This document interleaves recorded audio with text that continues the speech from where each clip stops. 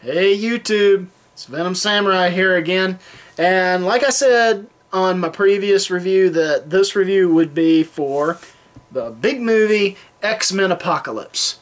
Just got out of the movie, as a matter of fact, actually just about 20 minutes ago. It's a bit of a ride from there to my house, so I had time to think about what I was going to say.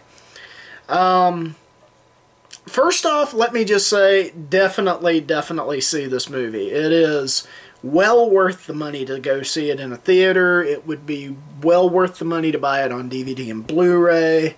Those of you who still do that. I still do, just because I love having a physical copy of something like that. Definitely rent it on Netflix or on digital when it comes out.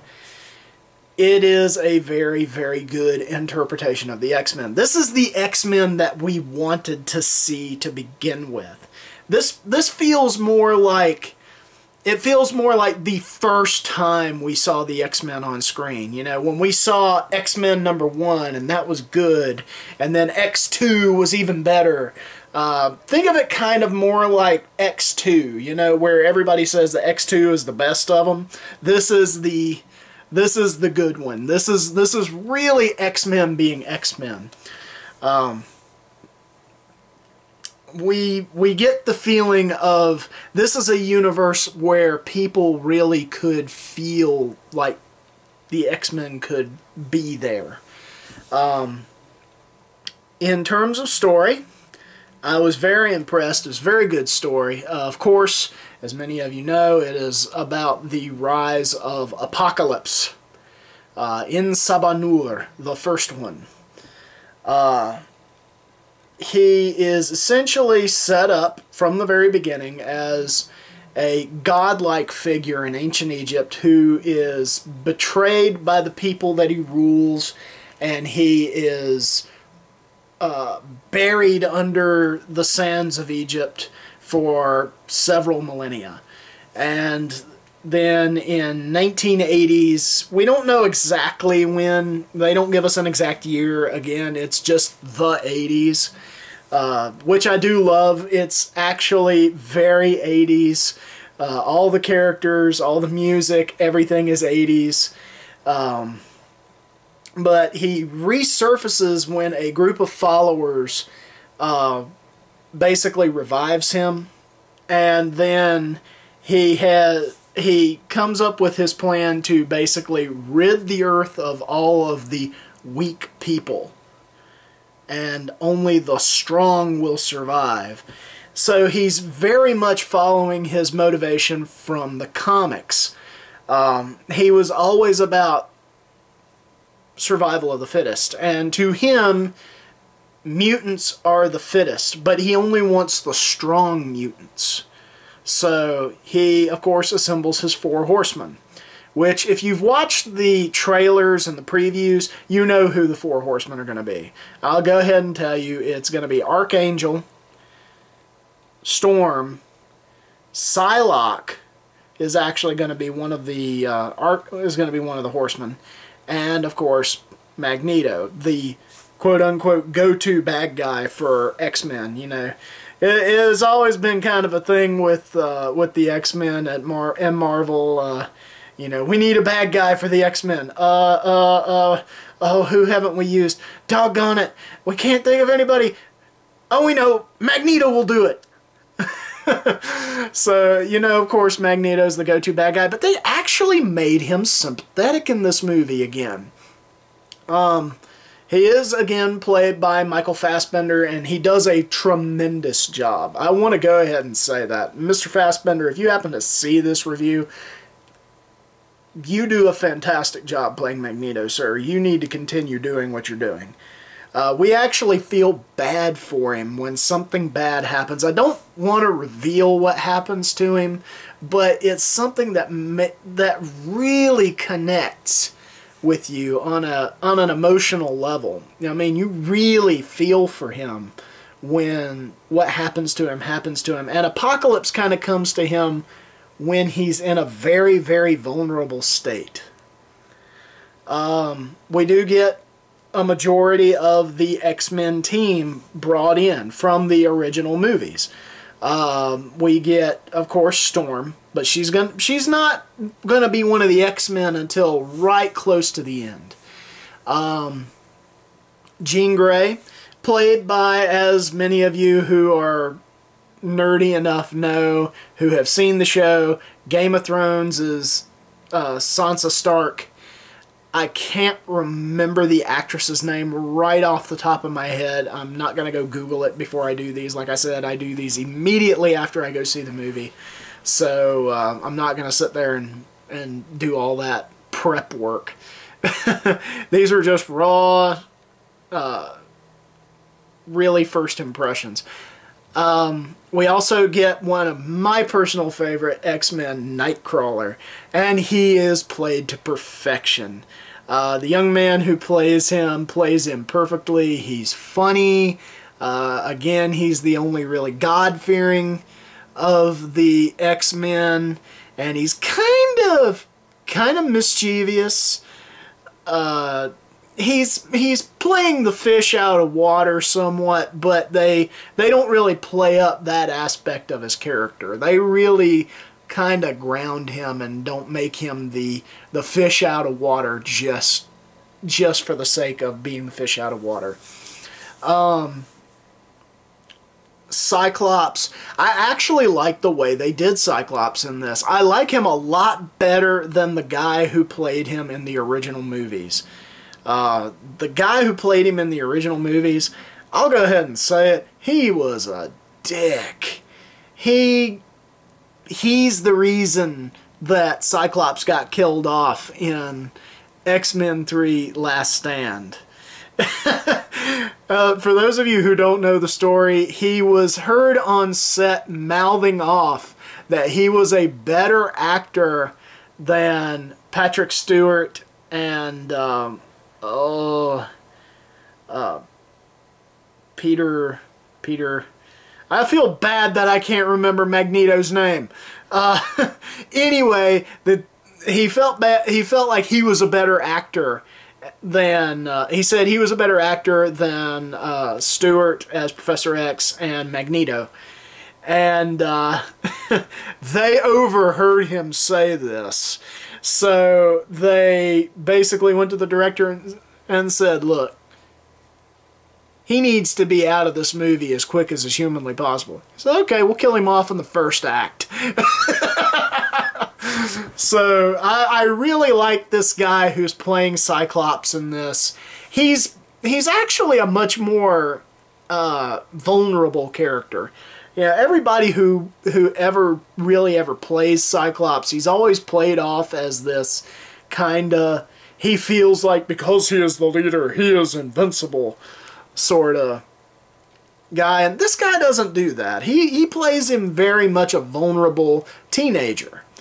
We get a little interaction between him and his brother.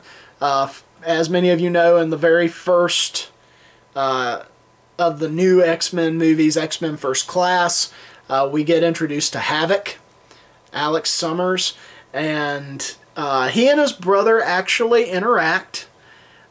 We get to see Cyclops getting his optic beams, and I mean, it's really, it's a very emotional moment for that character, and I really enjoy it.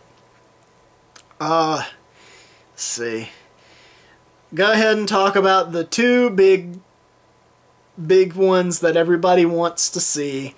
There are two big sequences in the movie that everybody is just dying to see. Ever since I believe it's the third trailer, when we got to see the Wolverine claws pop out, everybody was waiting to see, when are we going to see Wolverine? When are we going to see Wolverine? And yes, he does pop up. And he has a pretty long sequence in the movie.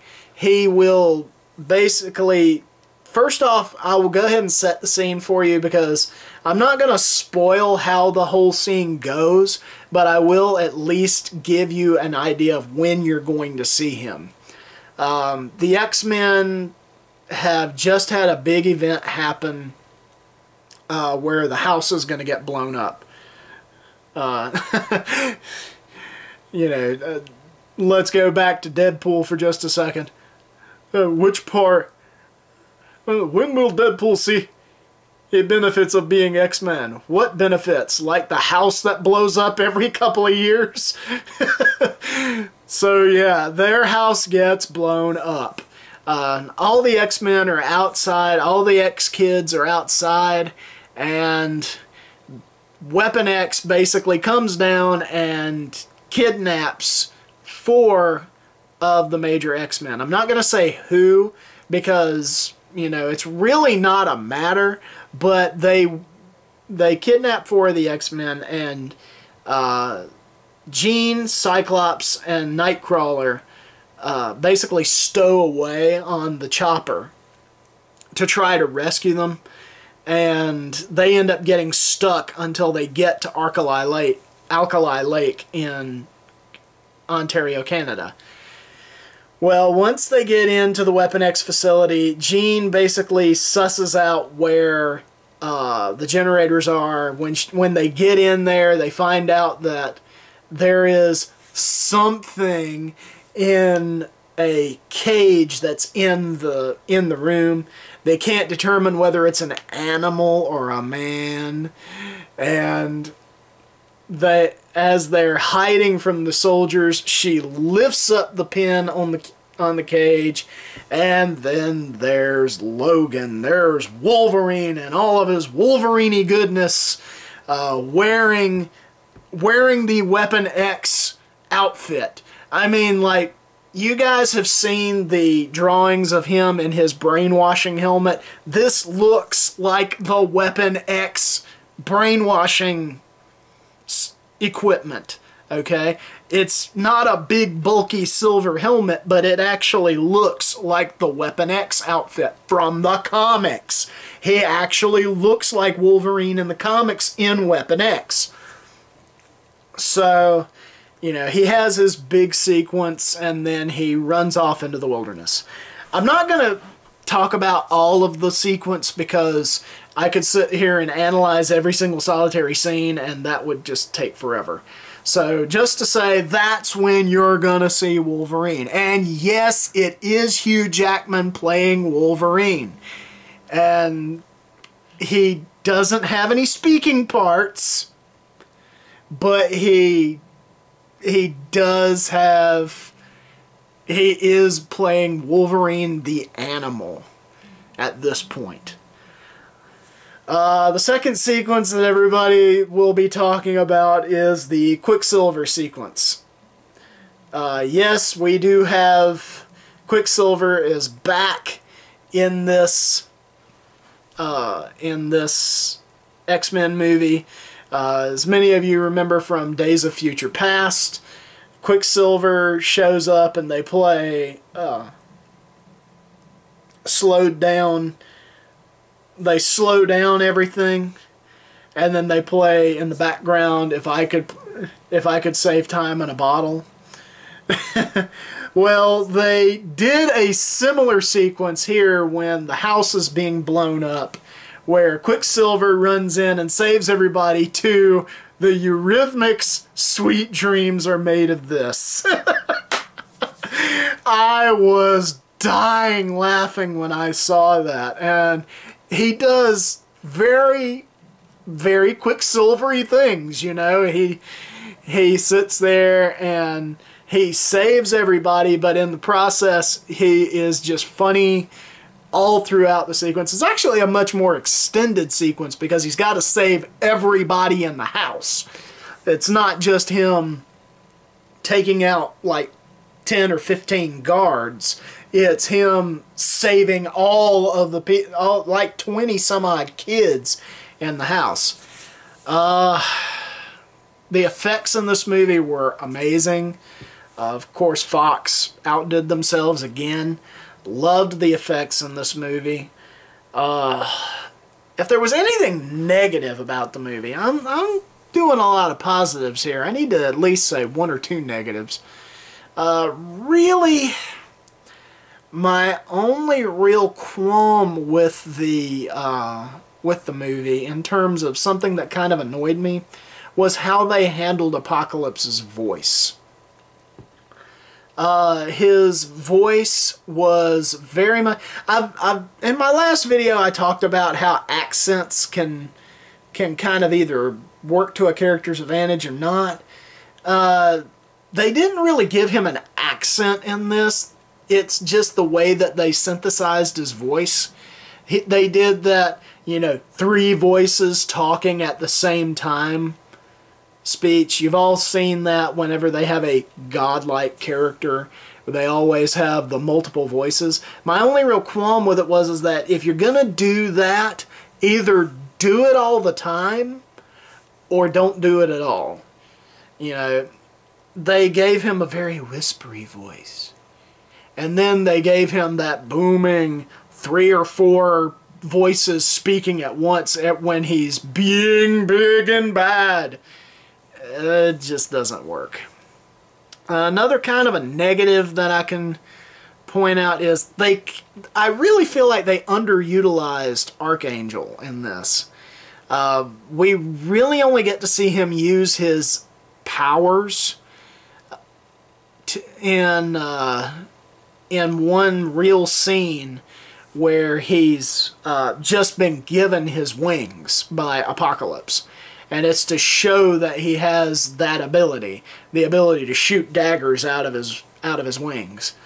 Because let's be honest, there's a reason that Apocalypse made him the Angel of Death.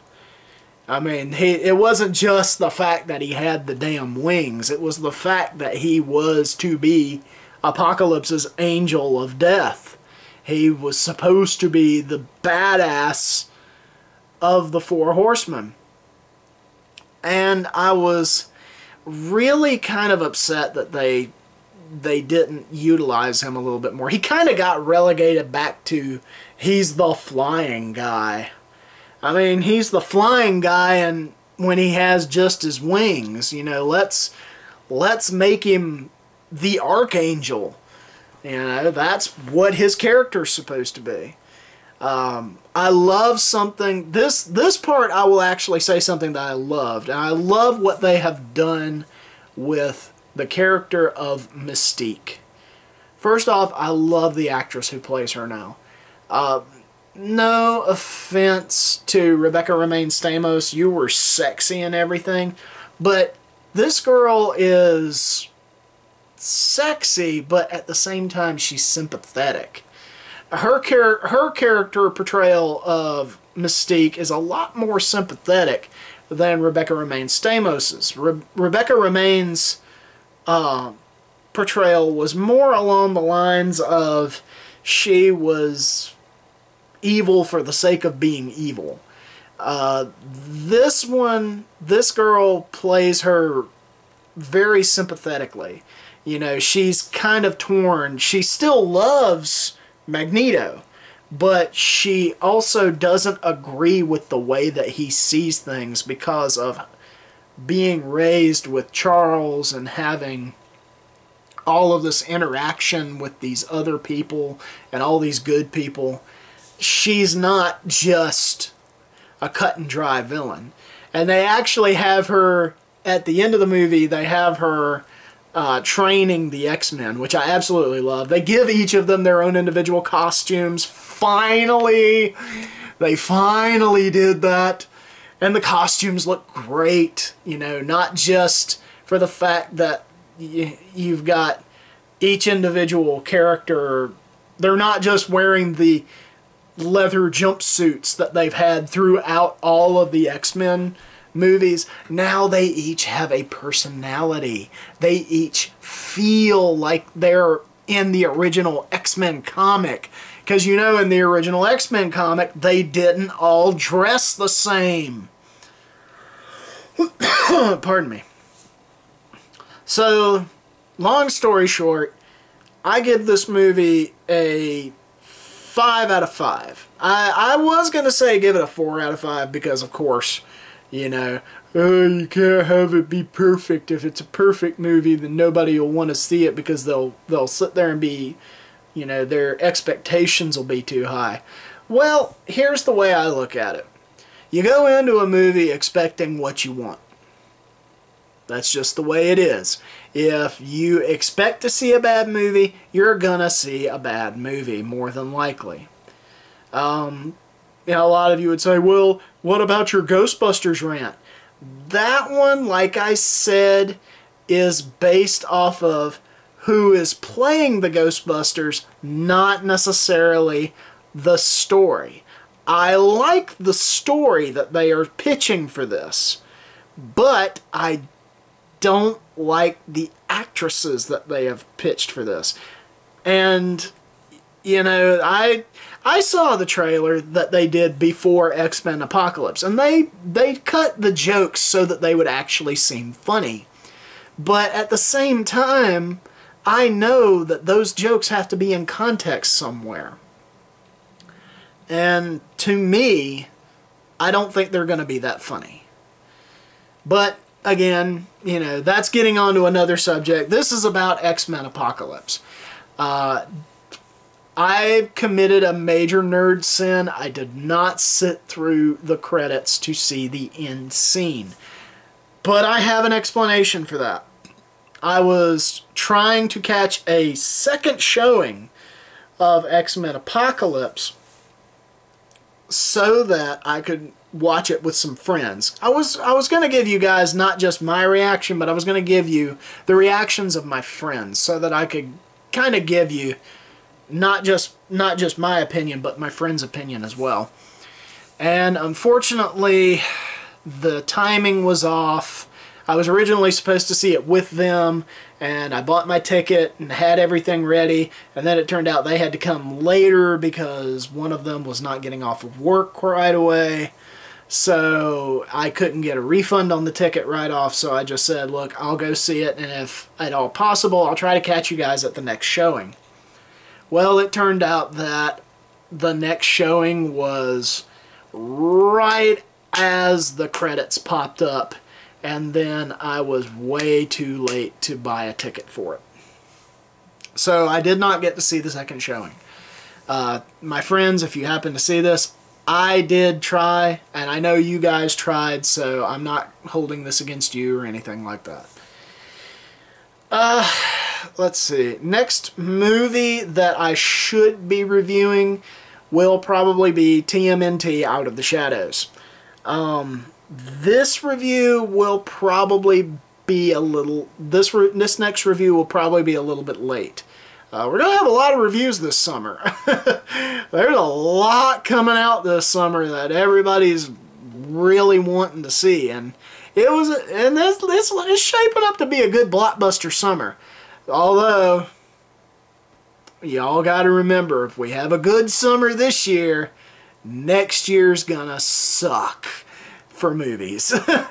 Yeah, the movies are gonna suck, and that's just kind of the way that Hollywood works. For every good summer, there's a bad summer, and we never usually have more than one good summer at a time. But we got a lot of movies coming out this summer. Definitely going to be trying to do reviews of a lot of them. Definitely going to review Suicide Squad when it comes out. Definitely reviewing TMNT. Gonna try to review a few more movies if at all possible. But, like I said, it's just going to be one of those summers. It's going to be a great summer, I think, for being at the movies. Other than that, hit the like and subscribe button if you're so inclined, and leave your comments down below. And again, no trolls. Till next time, this is the Venom Samurai signing off.